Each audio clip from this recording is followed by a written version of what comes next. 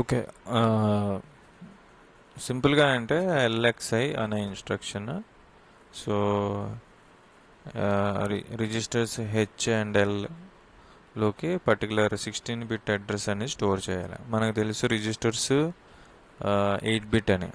So we don't need to specify both registers here. If we are specifying 16-bit data here, so it automatically understands to store lower byte in particular registers mentioned. H L అనే రెండు registers ఉన్నాయి కదా. So it is grouped. మనం already registers గురించి చెప్పుకున్నప్పుడు ఈ రెండు group అయి ఉంటాయి 8085లో. సో మనం 16-బిట్ డేటా ఇవ్వగానే ఫస్ట్ ఈ 16-బిట్ డేటాని ఫస్ట్ 2400 అన్నది కదా. సో 2400 అనే డేటాని ఫస్ట్ ఈ 2 జీరోస్ని ఎల్ అనే రిజిస్టర్లో స్టోర్ చేసుకుంటుంది, 24ని హెచ్ అనే రిజిస్టర్లో స్టోర్ చేసుకుంటుంది. Okay, lower byte upper byte or higher byte అనొచ్చు. Lower byte higher byte. Okay, next మనం చెప్పుకోబోయేది ఇన్స్ట్రక్షన్ సైకిల్స్. ఇన్స్ట్రక్షన్ సైకిల్ అంటే ఏంటి, ఫెచ్ సైకిల్ అంటే ఏంటి, ఎగ్జిక్యూషన్ సైకిల్ అండి. సో నార్మల్గా ఏదైనా ప్రోగ్రామ్ పర్ఫామ్ అవ్వాలనుకోండి, so microprocessor has to perform a program. So ఈ 3 cycles, fetch, instruction cycle, fetch cycle, execution cycle, ఈ 3 సైకిల్స్ చాలా చాలా ఇంపార్టెంట్. ఓకే, సో అదే మెన్షన్ చేస్తున్నాను. An instruction is a command given to the microprocessor to perform a specific operation on a given data. To perform a particular task, a programmer writes a sequence of instruction called as program stored in memory. Program అని ఎక్కడో దగ్గర store అయ్యి ఉంటుంది కదా. So మీరు ఒక C program రాశారంటే ఆ ఫైల్ని సేవ్ చేస్తారు. So it has to save in a particular location or particular memory. Okay, the CPU fetches one instruction. So line of programs రాశారు, అందులో ఒక ఇన్స్ట్రక్షన్ ఉన్నది. సో ఆ ప్రోగ్రామ్ని ఎగ్జిక్యూట్ చేయడానికి CPU ఏం చేస్తుంది, ఆ ఇన్స్ట్రక్షన్ని ఫెచ్ చేస్తుంది. So CPU fetches one instruction from the memory at a time and execute it. The necessary steps that a CPU carries out to fetch an instruction from memory and necessary data and to execute it continues an instruction cycle.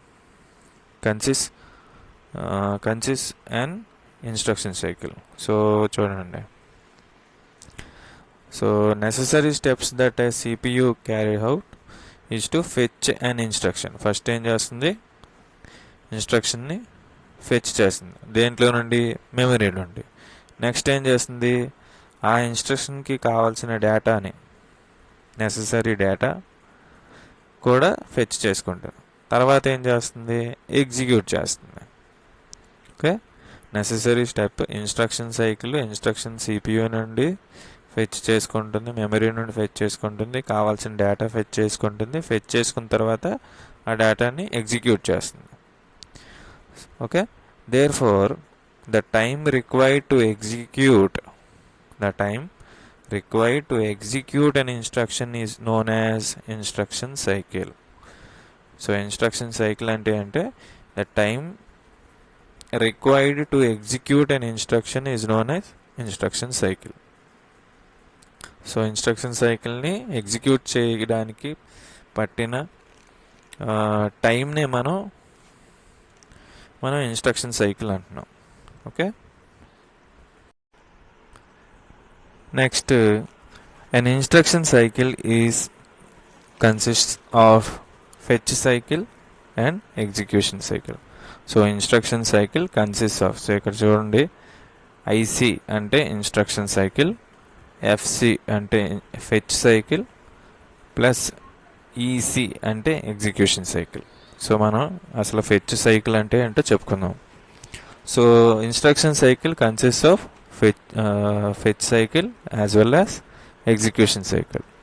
In fetch cycle, a CPU fetches opcode. ఏం చేస్తుంది? CPU opcode ని fetch చేస్తుంది. ఎక్కడి నుండి? Memory నుండి. From the memory. The necessary steps which are carried out to fetch the opcode from the memory constitute a fetch cycle.